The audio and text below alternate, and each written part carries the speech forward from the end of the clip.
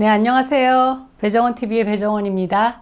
자, 오늘의 얘기는요, 임신과 출산 시에 성생활은 어떻게 해야 되는지에 대한 이야기를 하겠습니다. 아내가 임신을 해서 성관계를 거부하고 있습니다. 임신한 아내를 더 많이 안아주고 싶고 또 아내를 안다 보면 욕구도 많이 생기는데 아내가 임신 중에는 성관계 할 수 없다고 나를 거부하고 있어서 욕구 불만이 되고 좀 힘든데요. 어떻게 하는 게 좋은가요? 뭐 이런 질문도 좀 있고요. 그리고 어떤 아내는 임신을 하고 나니까 남편이 전혀 안아주려고도 하지 않고 그리고 혼자서 자유행위로 해결을 하는 것 같아요. 그런데 나는 성관계도 좀 하고 싶고 또 책을 찾아보니까 임신 중에 성관계가 나쁘지 않다는 얘기가 있는데 어떤 게 맞나요? 이렇게 물어보는 임산부도 만났어요. 사실 그 아기를 가지면 우리는 성관계를 하는 것이 아기가 다치거나 혹은 임신의 진행 과정에 문제가 생길까 봐 성관계를 피하는 경우가 많은데 요즘은 많은 연구 결과 임신 중에 성관계를 하는 것이 오히려 더 좋다라는 이야기를 많이 해요. 물론 과격한 성관계나 너무 깊숙이 삽입이 되는 그런 체위는 피해야 되겠지만 오히려 규칙적이고 애정을 표현하는 그런 성관계를 통해서 아내가 좀 더 안정적이 되고 그리고 또 실제로 임신 중에 성관계를 했던 그 시기가 가장 만족스러웠다라는 그때의 성관계를 잊을 수가 없다라는 여자들이 꽤 많이 있거든요. 그래서 오늘은 임신 중이거나 혹은 출산 후에 성관계를 어떻게 해야 될까에 대한 이야기를 해보도록 하겠습니다. 임신을 하면요, 이제 보통 난자가 수정된 후에 260일이나 280일, 그러니까 보통 9주 반 사이에 임신이 진행이 되고, 그리고 아기를 낳게 되죠. 그런데 그 임신 기간 동안 한 260일에서 280일의 임신 기간 동안 여자의 몸이 정말 드라마틱하게 변화합니다. 그래서 몸도 마음도 변화를 겪기 때문에 남편들이 그 사랑의 표현을 많이 해줄수록 아내도 좀 더 안정이 되고 그리고 당연히 아내의 몸속에서 크고 있는 아이에게도 건강하고 안정감을 주는 건 너무 당연할 것 같아요. 그래서 보면 임신을 하면 처음에는 뭐 불안정한 거죠. 그래서 보통 수정란이 난자와 정자가 1대1로 만나서 수정이 되면 난관을 타고 자궁에 들어와서 착상을 하게 되죠. 그러면 이제 그때부터 임신이라고 얘기를 하는데 입덧도 생기게 되죠. 그래서 그동안 좋아했던 음식을 못 먹게 되기도 하고 또 아주 싫어했던 음식을 막 먹기도 하고 이상한 음식을 찾기도 하고 그러면서 입덧을 하게 됩니다.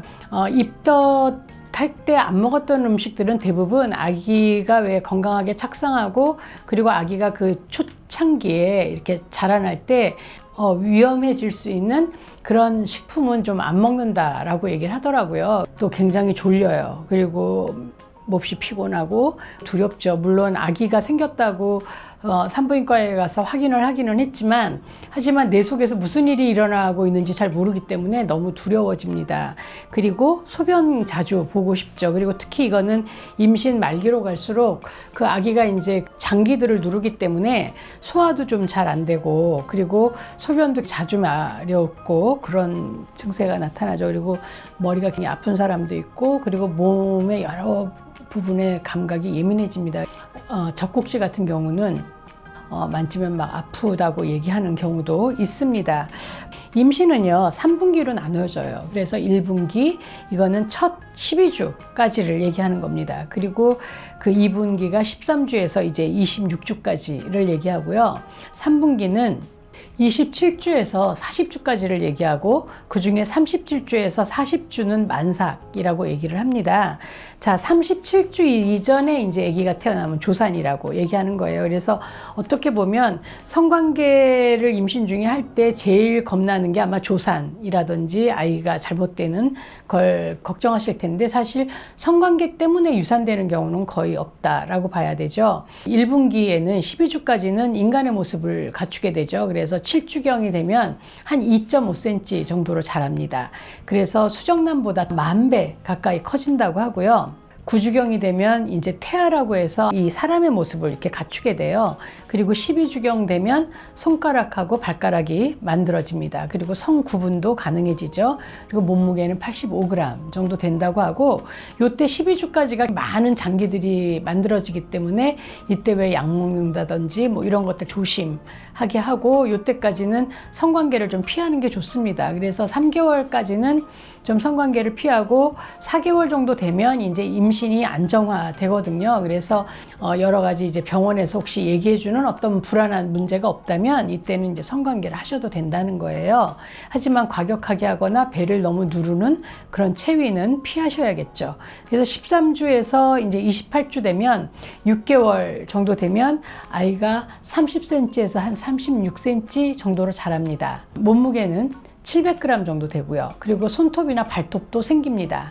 29주나 40주 되면 뭐 이제 태아의 뇌나 신경계가 거의 완성된다라고 볼 수 있는데, 이제 37주 정도 지나는, 그러니까 8개월 정도 되면 그때부터는 성관계를 조금 줄이시는 게 좋죠. 피하는 게 좋죠. 그리고 그때는 아마 배가 굉장히 많이 부르기 때문에 여자가 왜 이렇게 바로 누워서 자기도 어려워서 옆으로 자는 경우가 많거든요. 그때는 뭐 애무라든지 이렇게 쓰다듬어 준다든지 포옹이라든지 키스 같은 그런 스킨십을 통해서 여전히 아내가 사랑받고 있다는 느낌, 안정감을 받을 수 있게 좀 좋을 것 같아요. 아주 드물게 어떤 분들은 자기 몸이 왜 임신 때문에 이렇게 변화하는 것이 너무 싫고 살찌는 게 싫어서 너무 안 먹는 경우가 있는데, 이러면 정말 아이한테 큰 문제가 생길 수 있기 때문에, 그리고 또 모유 수유를 하고 그러면 그 살이 많이 빠져요. 다시 돌아오는 경우가 많이 있기 때문에. 그리고 운동 열심히 하고, 그래서 임신 중에 너무 안 움직이는 것도 문제가 됩니다. 그래서 열심히 걸어 다니고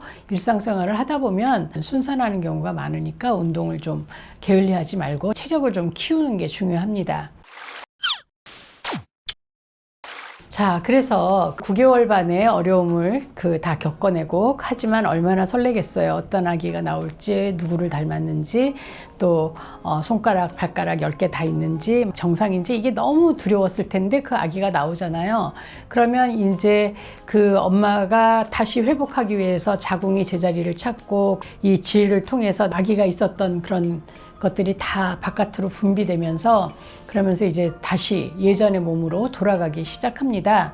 한 6주 정도 지나면 대체로 성관계를 시작해도 돼요. 물론 의사의 검진이 좀 있어야겠죠. 그래서 뭐 유난히 좀 회음부가 잘 안 붙는다든지 혹은 뭔가 이렇게 좀 문제가 있으면 그 의사의 지시를 따라야 되지만, 보통 6주 정도 되면 성관계를 하는데요.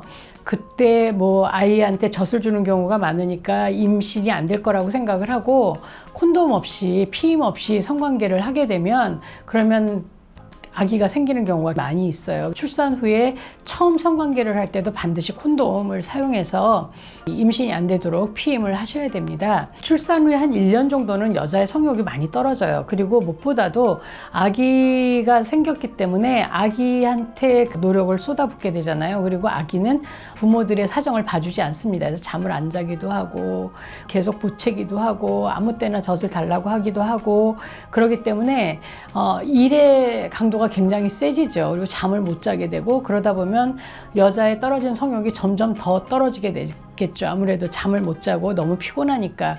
이때 성관계를 요구를 하면 막 거부당하는 경우가 많은데, 그때 사실은 성관계를 회복하지 않으면 섹스리스로 가는 확률이 60% 이상 된다고 해요. 그래서 그 임신 중에 성관계를 안 한 사람들은 11배 정도 넘게 그 출산 후에도 성관계를 1년 동안 안 할 확률이 높다라고 얘기를 하고, 그리고 아기를 낳아서 6개월 안에 성관계를 하지 않으면 사실 그게 섹스리스로 계속 이어질 경우가 있고, 그렇게 되면 이제 부부관계도 안 좋아질 수 있어서 빨리 섹스를 하게 될 때는 하는 것이 좋습니다. 그리고 그것이 부부와의 관계에도 도움이 되고 아내의 안정감에도 도움이 되고, 그것은 또 아이에게도 안정감으로 가기 때문에 출산 후에 성관계를 하는 것은 꼭 권하는 일입니다. 이때 근데 이제 너무 피곤하니까, 너무 피곤하고 육아에 대한 부담 혹은 뭐 책임감, 그리고 또 피로도는 높기 때문에 성관계를 안 하려고 하지만,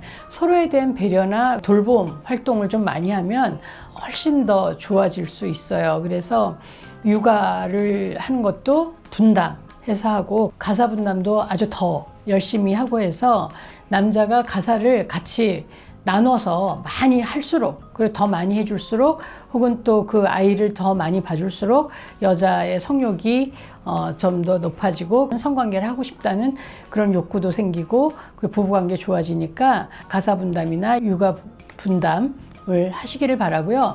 또 더 좋은 건 누군가가 좀 아이를 돌보는 걸 지원해 주면 더 좋죠. 그래서 뭐 예전 같은 경우에는 대가족이니까 부모님들이 좀 도와주시기도 했고 근처에 있는 친척들이 도와주기도 했는데, 요즘도 그렇게 왜 육아를 좀 도와주고 육아의 부담에서 좀 벗어나서 하루라도 좀 이렇게 쉴 수 있는 그런 어떤 시스템, 지원 시스템이 있다면 이 두 부부는 훨씬 더 빨리 성관계도 회복하고 사랑도 회복하고 또 더 좋은 관계가 될 수 있을 거라고 생각합니다.